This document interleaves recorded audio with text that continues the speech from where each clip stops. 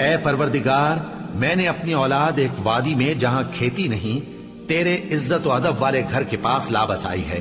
اے پروردگار، تاکہ یہ نماز پڑھیں سو تو لوگوں کے دلوں کو ایسا کر دے کہ ان کی طرف جھکے رہیں، اور ان کو میووں سے روزی دیتے رہنا تاکہ تیرا شکر کریں۔ اے پروردگار، جو بات ہم چھپاتے اور جو ظاہر کرتے ہیں تو سب جانتا ہے، اور اللہ سے کوئی چیز مخفی نہیں، نہ زمین میں نہ آسمان میں۔ اللہ کا شکر ہے جس نے مجھ کو بڑی عمر میں اسماعیل اور اسحاق بخشے، بے شک میرا پروردگار دعا سننے والا ہے۔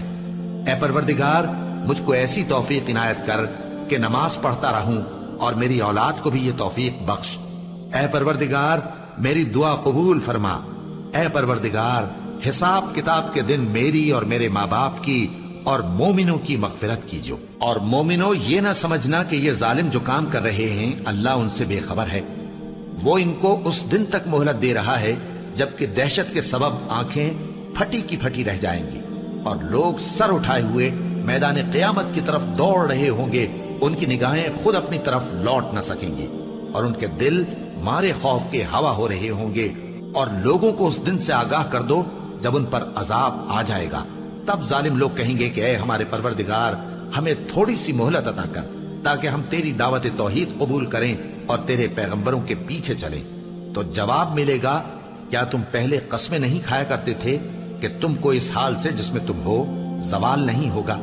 اور جو لوگ اپنے آپ پر ظلم کرتے تھے تم ان کے مکانوں میں رہتے تھے، اور تم پر ظاہر ہو چکا تھا کہ ہم نے ان لوگوں کے ساتھ کس طرح کا معاملہ کیا تھا، اور تمہارے سمجھانے کے لیے مثالیں بیان کر دی تھی۔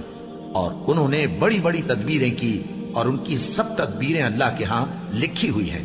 گو وہ تدبیریں ایسی غضب کی تھیں کہ ان سے پہاڑ بھی ٹل جائیں۔ تو ایسا خیال نہ کرنا کہ اللہ نے جو اپنے پیغمبروں سے وعدہ کیا ہے وہ اس کے خلاف کرے گا۔ بے شک اللہ زبردست ہے، بدلہ لینے والا ہے۔ جس دن یہ زمین دوسری ہی زمین بنا دی جائے گی اور آسمان بھی بدل دیے جائیں گے، اور سب لوگ اللہ کے سامنے نکل کھڑے ہوں گے، جو یکتا ہے بڑا زبردست ہے۔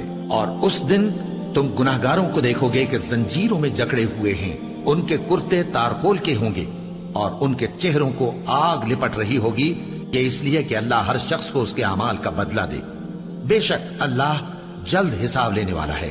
یہ قرآن لوگوں کے نام اللہ کا پیغام ہے تاکہ ان کو اس سے ڈرایا جائے، اور تاکہ وہ جان لیں کہ وہی اکیلا معبود ہے، اور تاکہ اہل عقل نصیحت حاصل کریں۔